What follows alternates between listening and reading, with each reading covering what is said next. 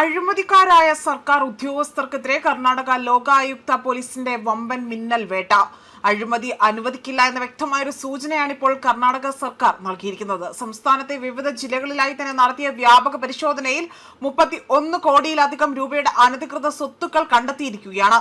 വരുമാനത്തിൽ കവിഞ്ഞ സ്വത്ത് സമ്പാദിച്ചെന്ന പരാതികളുടെ അടിസ്ഥാനത്തിലായിരുന്നു ലോകായുക്തയുടെ നടപടി.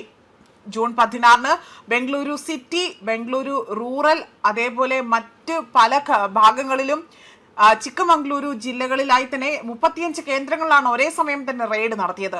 8 സർക്കാർ ഉദ്യോഗസ്ഥരുടെ വീടുകളിലും ഓഫീസുകളിലും ബന്ധുക്കളുടെ വസതികളിലും എല്ലാം തന്നെ പരിശോധന നടത്തി.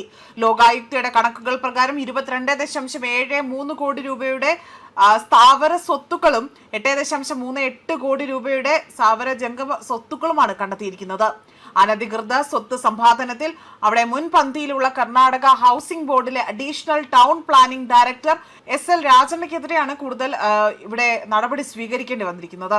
ഇയാളുമായി ബന്ധപ്പെട്ട 5 കേന്ദ്രങ്ങളിൽ നടത്തിയ പരിശോധനയിൽ ഏകദേശം 5 കോടി രൂപയുടെ സ്വത്തുക്കൾ കണ്ടെത്തി. അതുപോലെ പ്ലോട്ടുകൾ, വീടുകൾ, കൃഷിഭൂമി എന്നിവയ്ക്കൊപ്പം തന്നെ ലക്ഷക്കണക്കിന് രൂപയുടെ സ്വർണം, വെള്ളി ആഭരണങ്ങളും പിടിച്ചെടുത്തു.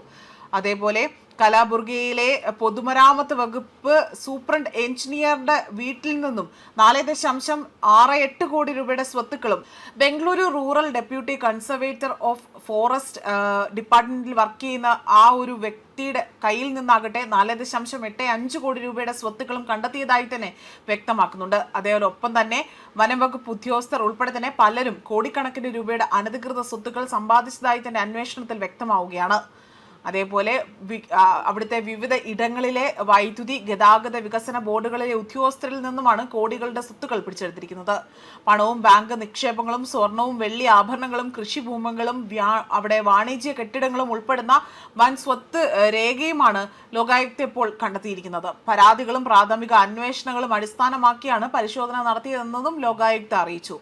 പിടിച്ചെടുത്ത രേഖകൾ, ബാങ്ക് ഇടപാടുകൾ, ലോക്കറുകളിലെ നിക്ഷേപങ്ങൾ എന്നിവ വിശദമായി തന്നെ പരിശോധിച്ചു വരികയാണ്.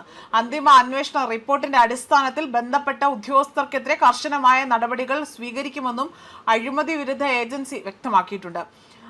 അഴിമതിക്കെതിരെ പോരാട്ടത്തിൽ കർണാടക ലോകായുക്തയുടെ ഒരു നടപടി വലിയ സന്ദേശമാണ് നൽകുന്നത്. വരുമാനത്തെക്കാൾ കോടികൾ വിലമതിക്കുന്ന സ്വത്തുക്കൾ എങ്ങനെ സമ്പാദിച്ചു എന്ന ചോദ്യമാണ് അവിടെ ഇതിന് ഉത്തരമായി തന്നെ, അല്ലെങ്കിൽ ഇനി അന്വേഷണ സംഘം അവിടെ അതിനായി തന്നെയുള്ള ഉത്തരങ്ങളാണ് തേടിക്കൊണ്ടിരിക്കുന്നത്. മറ്റുദ്യോഗസ്ഥർ അവിടെ ഭവർഗരെ north western Karnataka road transport corporation chief mechanical engineer Siddha എന്ന അദ്ദേഹത്തിന്റെ വീട്ടിൽ നിന്നും 3.76 കോടി രൂപയുടെ സ്വത്തുക്കൾ കണ്ടെത്തിയിരിക്കുകയാണ്.